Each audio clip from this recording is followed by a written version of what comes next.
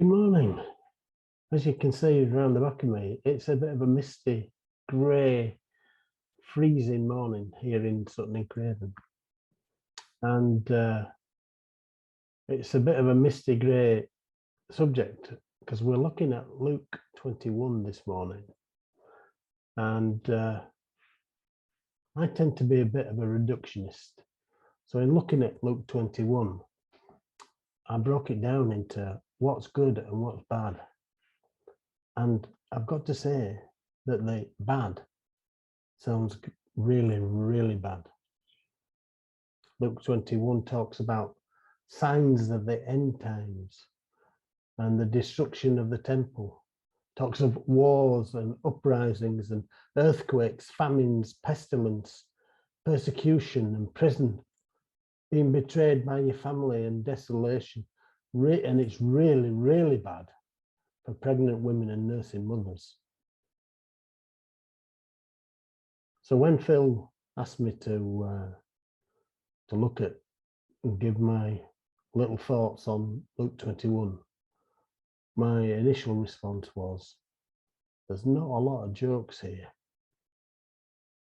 And it will be dead easy to simply look at the despair, look at the destruction and feel overwhelmed by it.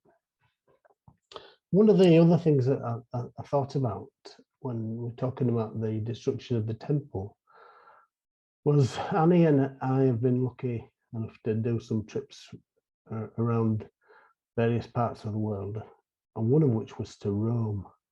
And we were lucky enough to get a tour of the Vatican City. And we ended up having gone through the Vatican City with all its riches and the Sistine Chapel. We ended up in St. Peter's. And the ornate nature of St. Peter's was just overwhelming. Everything was dripping in gold. There were jewels everywhere, and it was absolutely wonderful. But as wonderful as it was, it actually made me quite sad. What was important about this building? And it was built to glorify God and to show his might and mercy. But what's more important is our response to God. So in this passage, Luke 21, with all its destruction and wars and uprisings, I tried to find the good. Where was the good in this passage? I created a little mind map chart, a little profit and loss thing. What are the bad things? What are the good things? And I've already highlighted the bad things, the wars and uprisings and persecution and prison. But then in verse 18, it says,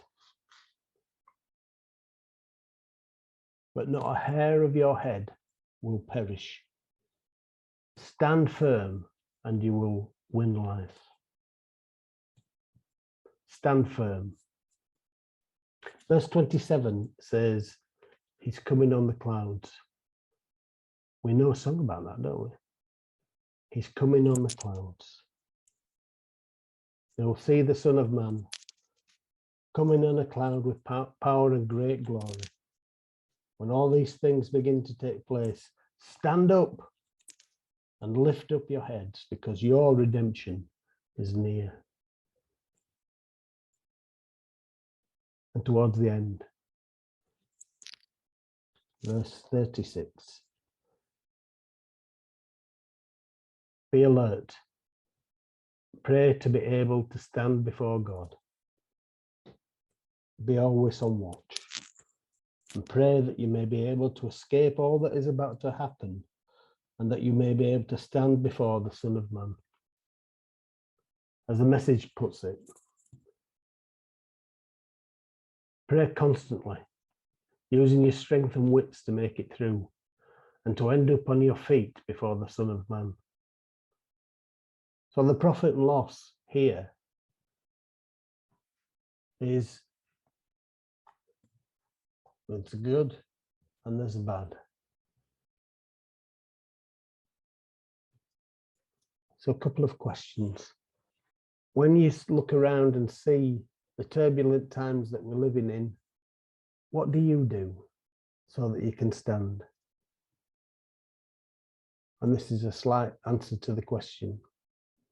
I'm going to invite you to have a look at Ephesians 6, the full armor of God. When all these things are happening, do you put on the full armor of God to enable you to stand? Lord, at this time of Advent, the answer to the world and its darkness was a little baby boy coming to be born in a stable. And his destiny was to lead us out of that darkness into the light and to be the light. So Lord, would you be with us as we walk together with Jesus at this time? Amen.